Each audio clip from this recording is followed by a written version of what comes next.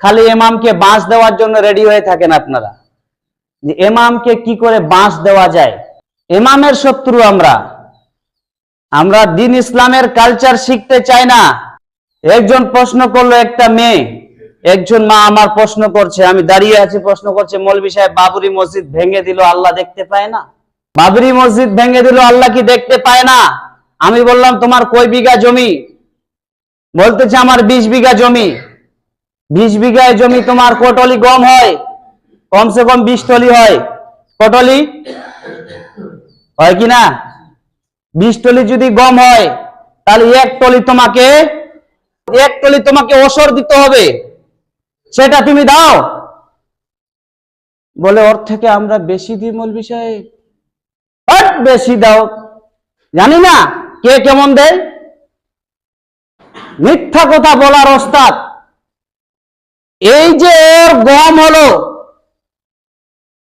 20 trolley গম, এক trolley ওকে যে ওসর দিতে হবে, ওসরটা হলো গরিব মিসকিন ফকিরের হক। ওই হকটা যদি ও মেরে খায়, কিয়ামত পর্যন্ত শরীরটা হালাল থাকবে না হারাম থাকবে। কোন বাপের বেটা মৌলবি আছে, নিয়ে আসো। এইগুলো ওয়াস্ত জালসা মেহফিলে হয় না। ওই সমস্ত আমরা বক্তা নিয়ে আসি। কোন সমস্ত বক্তা নিয়ে আসি? ওই সমস্ত বক্তা নিয়ে আসি যারা কোনোদিন মাদ্রাসায়